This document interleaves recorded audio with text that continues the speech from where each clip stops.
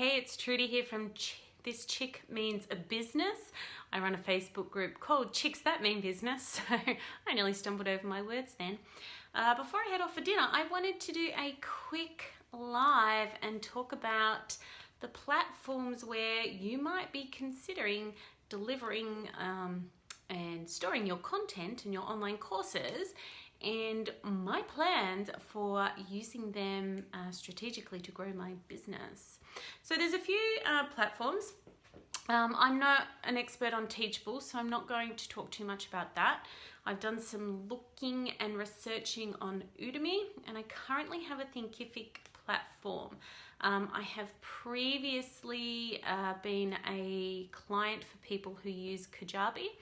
I believe Kajabi has had a big massive update and is pretty schmick now, but it has been a while since I've been in there. Excuse me while I just grab my cup of tea. So it's a conversation that I have with quite a few people around, I'm building an online course, where do I do it, how do I promote it, how do I launch it, blah, blah, blah, blah, blah. So here's my 2 cents worth. Have a think about the outcomes that you want. Now, with Udemy, they have some pretty strict rules and they have a huge impact on your pricing. So I would be careful about putting your premium price products on Udemy. But having said that, they also do help get you in front of the right audience if you're well set up for it.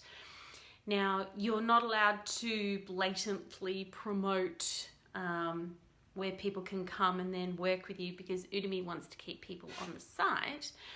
But I'm under the impression that there's ways around that. So my strategy for Udemy is going to be as more of a presence list builder, put my courses on either my free challenges or some of the lower priced products. So as a way to encourage people to come and seek me out and find me for other things. Now I have a Thinkific platform. Now I've recently signed up for Kartra, which has a membership site available in it. So I've downgraded my Thinkific platform to the free version, and I'm slowly preparing and putting a plan in place to move all my content over to Kartra, because why pay to have a separate site when I'm already paying for Kartra for all my emailing list stuff. That's the technical term. Sorry, it's been a long day. And you want to manage your costs in your business. Now, Thinkific is great. You can customize it, and depending which package you buy, depends on how much percentage of sales that they take, and the kind of features like being able to do discount coupons and things like that. With Thinkific, you own your list, which is a really positive for it. I believe there's potential for challenges with Udemy, and I'm not sure, like I said, about Teachable. So you want to have a think with whatever platform you decide to use. Couple of things. Do I get to keep my list? Am I in charge of the pricing that I'm using for this, that I'm placing in this? Because I know Udemy does do discounts.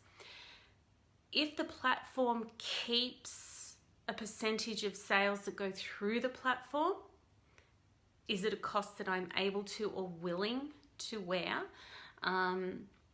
Because there's been a few different things with Udemy, for example, about the percentage of sales that they keep and the fact that they can also drive the pricing.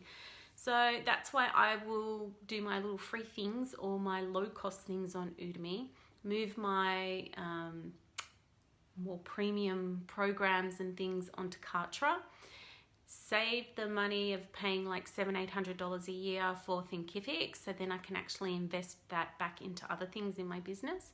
It's a huge chunk of money. I think I'd much rather get somebody to do copy work or web design or VA hours with that kind of cash, and think more strategically about how I can use Udemy to get my name out to a wider audience. So there's a couple of things to think about. Some of you may not know that as well as being a business strategist, I have a specialized training in education and creating courses that really actually work and teaching people so they get the most out of what it is that you're teaching. So a little hidden gem of mine that the newer people in my world may not realize. So I spent 5 years in the education system working with teenagers. Oh, that was fun. No, it actually was fun, but that's a story for another day. So whenever you're looking at these platforms, just remember, think of the cost, think of your ability to be in charge of your pricings.